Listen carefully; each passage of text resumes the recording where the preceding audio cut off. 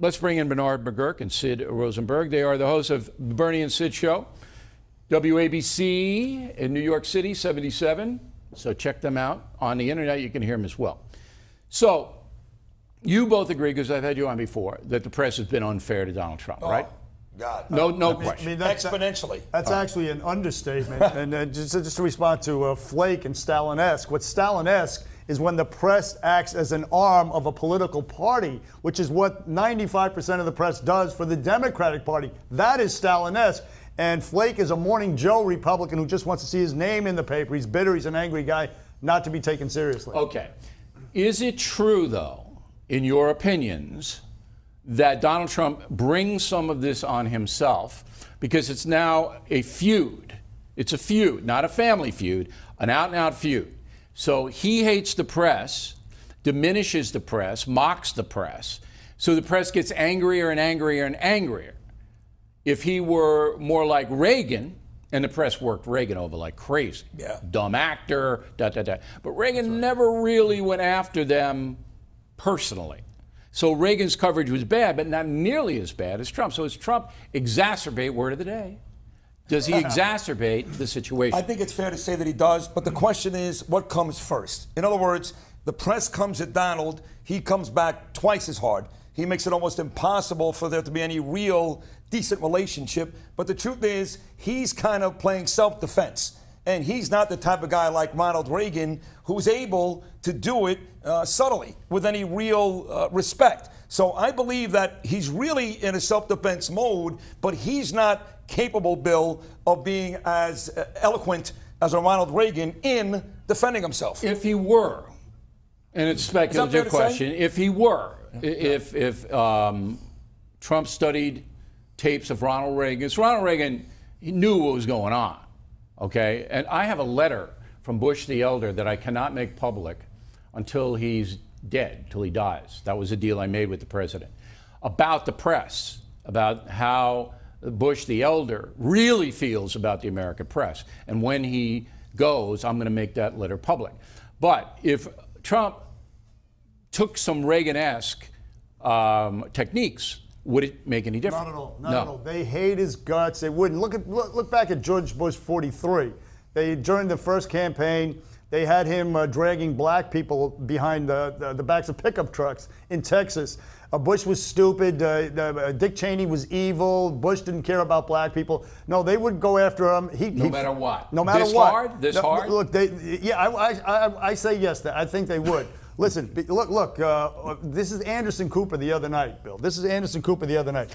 This guy he's not an opinion guy. Good evening. The President of the United States is tired of so many black people coming to this country. He would like to bring in more people from Norway, white people, in other words. Now, this is not an opinion guy. This is a straight news journalist. Right. By straight, I mean objective. And that's what he said. This is a straight guy. This is just last week. This is brutal, vicious, nasty. Well, you know, today it was that Trump is fat. Yes. He's fat. Flabby. He's 2 pounds away from being obese, he's to fat. be exact. Yeah. But he's healthy. He's in pretty good shape. The difference is now, I think, they lie, too. They don't stretch the truth, Bill Bernard. They lie flat out. I've seen Nicole Wallace on MSNBC lie 100 times. Like Chris Cuomo give me lies an every example, morning. though. If you're going to go after Nicole, give me an example. Well, the way she talks about the Russian collusion case, all right? She talks about it as if it did happen, not as if they're actually investigating it. Okay. Not as if so it's a foregone conclusion. It's done. It's a that done Putin deal. Got He's Trump 30. elected. Exactly That's right. the biggest fake news story since Trump was elected. Now, do you guys have any awards for fake news you want to give out? I do. I have some. I have. Well, first of all, let's go to Anderson Cooper. He wins the top prize. But you had Time magazine that Trump removed the Martin Luther King bust from the Oval Office. Remember that? Yeah. The truth is up and halfway around the world, but a lie goes halfway around the world before the truth gets up and puts its shoes on. Right. That went halfway around the world. People don't know it was corrected. So you had Time magazine, CBS, Barron and Melania. They're not going to be moving to the White House. Of course, that was fake, and then of course they keep calling it the Muslim ban. That's not true. So you have that. Also, some funnier ones. Trump ordered the execution of several turkeys pardoned by Obama. This was started on a satirical website, but it got picked up. It got picked up and went all the way around the world. And also, Trump praised Colonel Sanders for his service in the Civil War. And finally, just last week, Trump was angry. Michael Wolff, Trump was angry because the White House did not have the Gorilla Channel. That went around and around before it got corrected. It was planted, it was satirical, but it got picked up. It was fake news, and I give the award to these people. Now, Best Actress. Turned out to be a journalist, but Best Actress. Andrea Mitchell, MSNBC. I can guarantee you every single day in her half-hour, 1-hour show, she'll lie at least twice about something Donald Trump did that he did not do. Best Supporting Actress, Nicole Wallace, as I said. Best Actor every single day, got to go to Chris Cuomo, CNN every single morning. He'll sit there with Alison Camerota, and every single day he'll find a way to crush Donald and maybe Fred for some reason. He's long dead, God rest his soul. Best Supporting Actor, Don Lemon. Hates Donald Trump.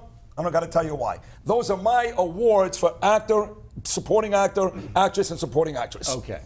Can I just say this, Bill, it's also a bias. The corruption is bias of omission. Sure. You don't see these stories about the people who were liberated from the ISIS caliphate because Trump changed the rules of engagement. Absolutely. You don't see those human interest stories. Well, just as I pointed out, North South Korea. That, and also the bonuses that people got going into a small town or into the community and saying, how are you going to spend that money? This is a great thing, this Trump tax reform bill. You're going to get this money. How's it going to, a nice 3-minute package. You don't see that. That's the bias of omission, and that's corrupt. I don't see it changing, particularly in this year, because of the congressional elections. I think that it'll stay the same no matter what Trump does, even if Trump pulls back. But if I were the president or advising him, I would say, pull back.